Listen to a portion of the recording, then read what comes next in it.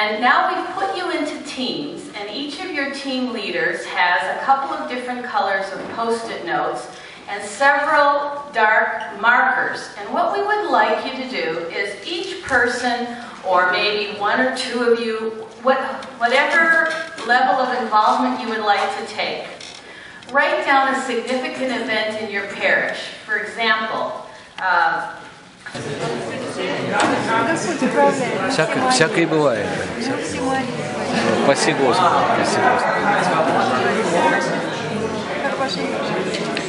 У меня вторая то же самое с ней случилось, видимо.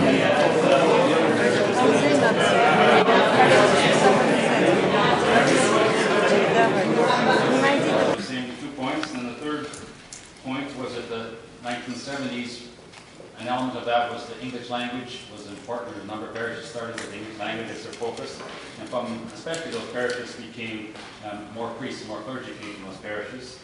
And then the next phase is the new immigration, people from 1990 and onward, again, started growth in the church. So that was 1970, the use of the English language, encouraging then new clergy, and then the new immigration from the 90s. Team 3. So in addition to all of those points, we recognize that there was a renewed communication with the older countries that had not been happening under communist yoke in particular, and so the renewed communication helped our own growth. We also recognize that there was a time frame without priests, without bishops being active in the communities, and so having new leadership enabled the growth as well. Oh, wonderful. Team 4. Team 4, and then Team 5. We actually didn't have a lot to add because the points we made were the same as what we came before.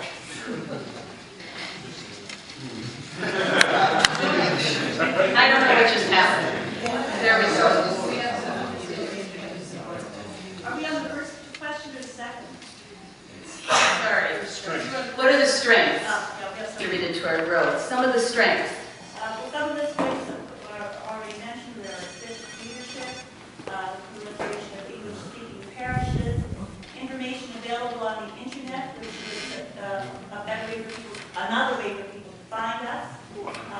After 1970, there were also immigrants, and then, of course, 1990s. And the return of children of the 60s generation's church. Not all of them have come back, but a lot have. And Group 5.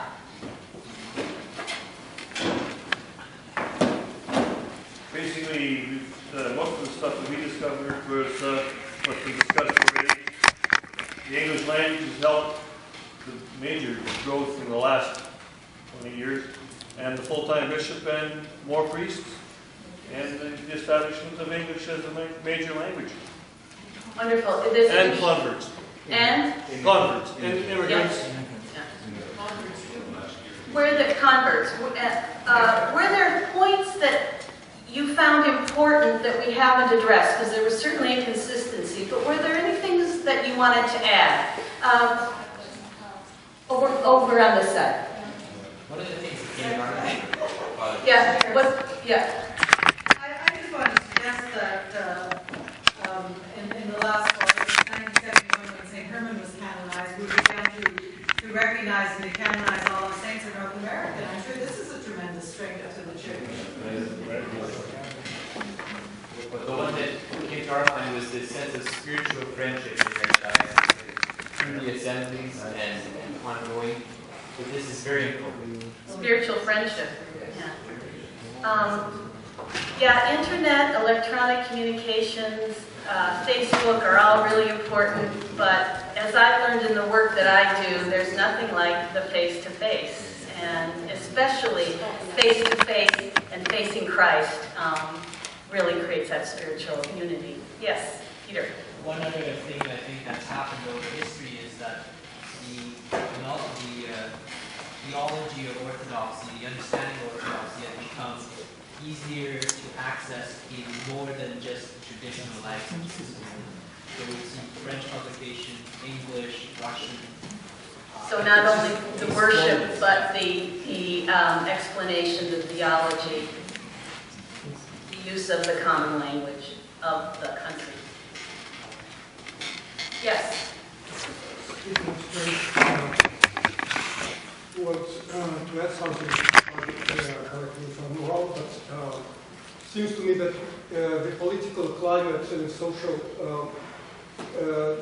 the current social change, prevailing attitudes in Canada also help the growth of orthodoxy, because it stands out more and more as the only faith that's non-conformist, that's not a feel-good philosophy, that's the true faith that makes demands of the human being. The faith that teaches to worship God, not the state, not make an idol of society or any politically correct way of thinking, but more and more Orthodox Church becomes one true rebellion left against the social conformism and the status quo, but it becomes more and more attractive to youth. And so with that, so many converts among college students and young priests preaching to the young. So it's the one true rebellion. So I like that. I'm going to pick up on that phrase, the one true rebellion in society. One more point and then we'll move on. Father. One thing I've noticed, and I'm very, very new to these guys,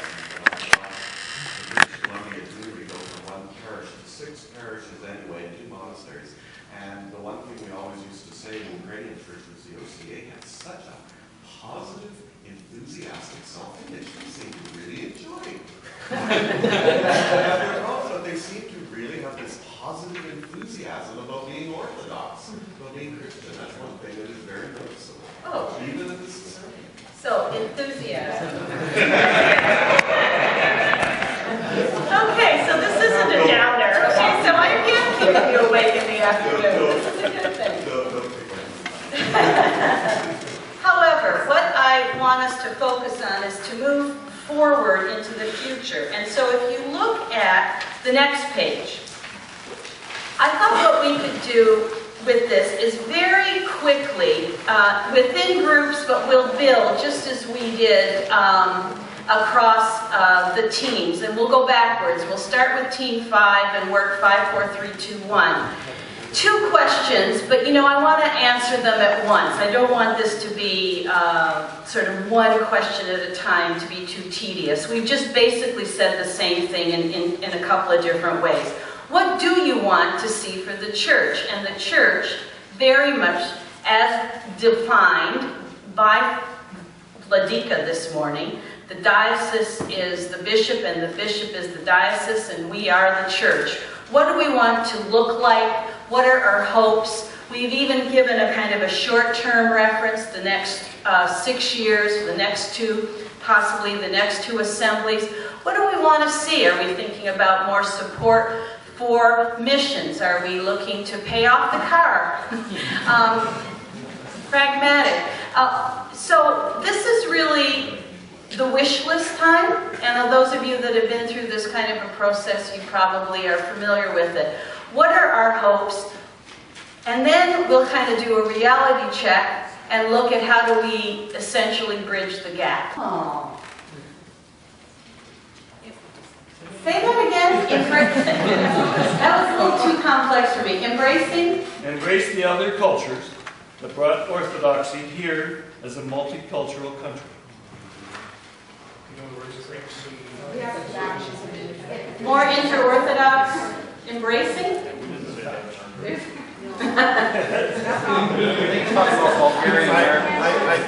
think to embrace the other cultures. Like, yes. If we've got multi-cultures here in Canada. Right. Like, okay, we've got Chinese, we've got Ukrainians, we've got Greeks, we've got English, Yeah. we've got French, we've got Russians, we've got Romanians. We've got to embrace each other as one. Okay. And become one as a North American church. Okay. As a How many indigenous people are Orthodox in our parishes? Did everybody hear that? To become more welcoming. Become more welcoming of other races and of other religions. example also was given of, how great it was that Father John used that whole story and held it up to us today. That kind of respect and embracing of who other people are and then welcoming them into our midst. And maybe they'll know God that way. And then one other thing, more outreach to local people in our communities, to the poor, to the needy. Okay, more local outreach, which is in fact the theme for our few days together. Thank you, Team 4. Team 3. The one that we brought up was another auxiliary bishop for our diocese, in terms of hopes, and a wholesome monastic center, a monastic community monastery for the church. And then the one for the assemblies, if I could just say, is to have an encounter. And by 2016, that we actually have an assembly gathering together with some of the other Orthodox churches in Canada. 2016, have a gathering to build on the team behind you. Were you listening to them? Is that what you guys are Team 2. True tithing, and this means not only all parishes, which I think was the message Nikita was trying to deliver, but also the people in the parishes. If the people actually tithe, parishes have way more money, and so do the dioceses, and on and on. So. Can I just stop you for a second? I think it was one thing I wanted to reinforce and build on. This conversation that we're having at a diocesan level is the same conversation that needs to go on at the parish level and probably right down to individuals within the parish. So thank you for raising that. Actually, a little aside, I noticed this morning, I think a year ago we had the Archdiocesan Council in Edmonton. Was it a year ago or 2 years ago? Whatever, I was kind of pushing Bishop Seraphin to encourage he and the priest to talk more about tithing, and he says we can't do that because we're the benefactors of the money. And today he was doing it, so we're going somewhere. Another one we talked about was, I guess it's sort of related to what has been said, is the parishes need to live and act more as a family, more of a community spirit kind of thing. So it's a little bit like accepting other religions and cultures, but it's also just accepting each other as real people. Okay, Team 1, what does that leave you with? Work. And also not just coming from the top down, but from grassroots up. And the other was ministering to the youth. And their participation. And participation. Their participation in particular. Increase in the plenary, or in our, okay. I saw a hand, David. Yes, one that didn't get mentioned is more clergy. I mean, many parishes are at a stage where they need, their rector is retiring or needs to retire and they need new rectors. And then related to that is more clergy education in Canada and the finances to do it and all that. So it's more clergy and more clergy education within Canada and the finances to support it. Yeah. There's a lot of Grecian formula going around our archdiocese, so yeah. Peter. 2 more points that we had on our list. One was model separately of the Orthodox Church in Canada.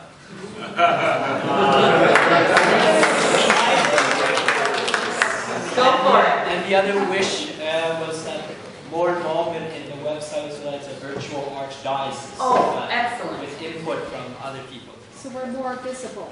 A more visible presence, electronically, virtually, and really, and in unity.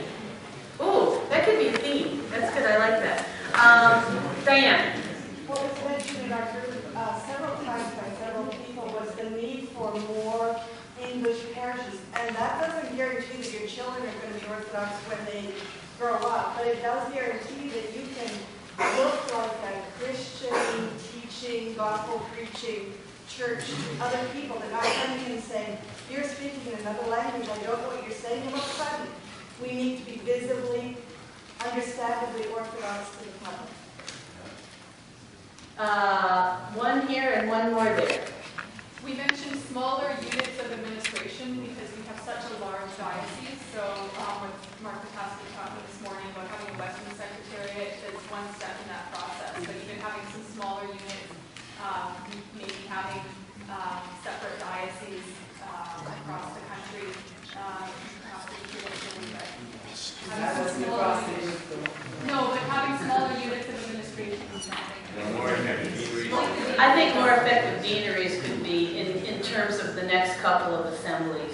yeah, sort of a concrete.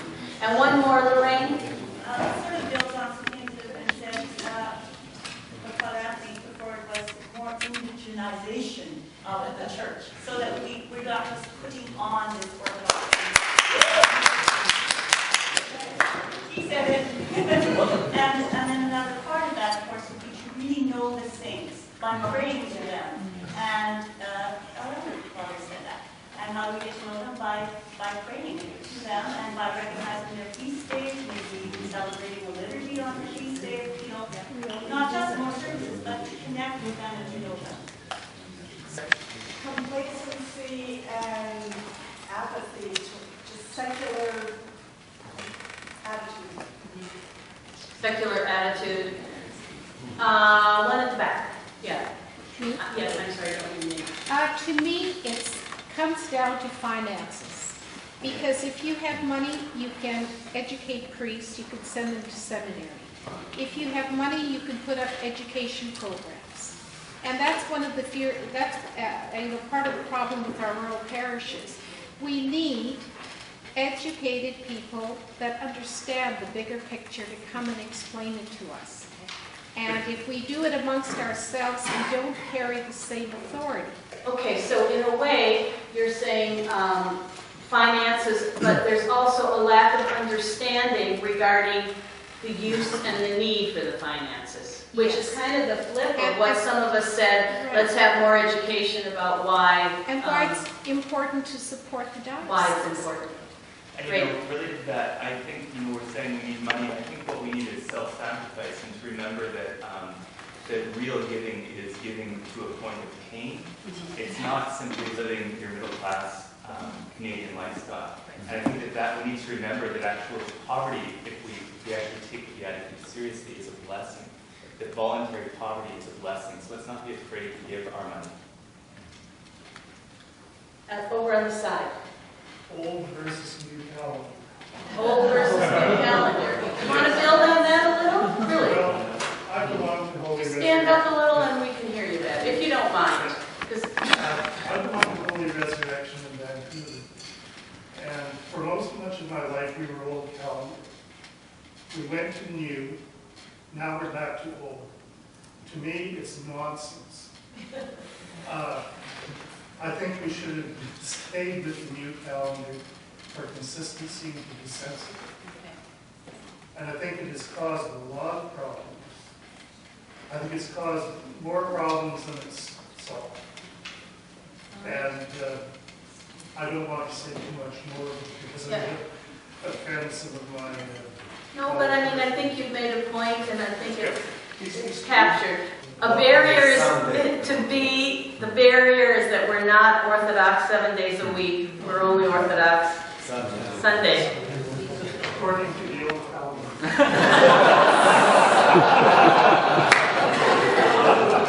Okay, we got that. Father Justin. Isolation, and I don't mean just isolation geographically, but isolation due to an insular mentality within our parishes where we don't think about other parishes or nurture connections to them. Did everybody hear that? Just stand up, Father, because I think that's... I'm sorry. You don't have to stand, but make it a good point there. Isolation, and I don't just mean isolation geographically, but isolation that comes from an insular mentality where we are focused exclusively on our own parish. How many parishes? You didn't do this right, people. Wait, this is... Who did it right? We'll come back to you. Who did it right? See? Okay, all I wanted to know is how many parishes that you were in your group strove or gave 10%. If they're striving, they're probably number 2. Right? Another percentage. Striving for 10%, but it's another percentage. But some actually were able to give a full 10%. So we just want to slot some numbers. So, okay, if David did it right, let's see. David's team? There was 6 parishes in this group. Okay. I'm going to split hairs a little bit. 2 of them have been in business since 1975 or 78. Doesn't matter. It doesn't matter, but they started with the 10% tithing principle, so they didn't have to change. So they're still doing that. So they're doing first fruit. first fruits, 2 of them. 2. The third one is doing first fruits now, but they have to grow it from a different basis. And another one is up to 9%, but they started at 1%, so they've grown it from basically 1 to 9%. Wow. So they're on their way. And 2 others are starting to talk about it. So where would they fit in the number 2 or number 3? There's one at number 6 and one at, where would you put it? Other. At other. Number 5. Okay. You did it right. Thank you. Yay! Did anybody else do it right? Peter's team. We did it right too. Oh, you did it right too. Okay. There are rewards for those doing it right, and we'll talk. I have a remedial workshop. I'm happy to run your team through. We thought we were going last. Okay, good. So work on it now. No, do. Get a quick number count. Peter. I think it's important before I give the answers, I just want to raise 2 points. I mean, I number crunch a lot in my job. What may happen when we see these numbers is that there may be double counting because we have members of the same parishes spread out. So people have to realize that when we get the numbers. And the thing that came up in ours is as soon as we gave the numbers, everybody started flipping through, and then they go, well, these numbers don't add up. And we have to remember what was reported in those 25 parishes is not representative of the entire archdiocese. So when we see these numbers here, they may not reflect, because That's a what good we're point. on. So I just want to say we You had. know what? I don't do numbers in my work, and that's pretty clear from this. Thank you, Peter. We had nine missions or parishes. 5 of our missions/parishes ascribed to the first group principles. Number 5. Group 5. The last one. Yeah. Last one. And you say 5 or 5 or 5. 5 for number 1. 5 for number 1. 5 for number 1. I'll help him. We have 2 parishes that give fixed and annual amounts. And we have 2 parishes that give last fruits. That's not. Great. Thank you. All right. Yes. Okay, so we're group 3. Group 3. And Is that it? yes. Scary, huh? There were 9 parishes represented in our group, and 5 were in the first category. 5? Yeah. It's not the same 5. And then 1 was giving other percentage. 2 a fixed annual amount. 2 fixed. Number 3. And 1 no contribution. All right, team. I guess 4. I got information from each parish here. Yes, there's overlap. First group's 5. Another amount. 2. Want to know what the explanation is? No. Okay. And 1 parish, other. Okay, team 1, how are we doing? We're ready. Okay. Team 1. Team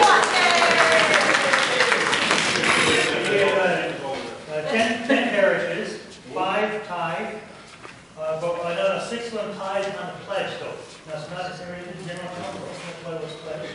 Okay. 1 gives a fixed amount each year. 2 are thinking about starting to do something, they're talking about it. And currently they're Father, currently they're what, we're talking about? Are they giving any else about right now?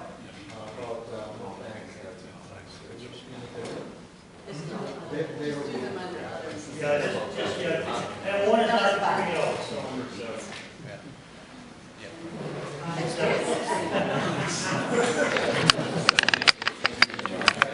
Now, the point wasn't numbers. The point was that you were sitting there talking to each other. Interesting to hear a number have started their communal life from this principle. Others are striving towards it. Others aren't thinking about it. Others are hoping for the best. And the point being that here for us was to mix and match you a little bit so that we can think about perhaps different perspectives, look through different prisms by sharing with one another to see how is it that others are relating. And I guess really where we need to go now, and I think the underlying message that we've gotten, and right from this morning from Ladika, is that this is a goal. This striving towards first fruits is a goal commanded by Scripture. Actually, it's more than a goal. It's the acts described by Scripture, commanded by Scripture. And so now my question to you is this last one on our worksheets. So how do we do this? How, and I really appreciate the lady earlier that said, you know, one of the real barriers. Looking at those stickers, they're bringing us somewhere. And they bring us to those hopes. And I think it's articulated so well by all of us in dealing with those barriers. And I can tell you, the solution to those barriers is a commitment. And I can tell you, as the lay delegate for the Annunciation Cathedral in Ottawa, looking at those results, where we, as a cathedral, are given 5.6% of our total revenue, that doesn't work. That's not a solution.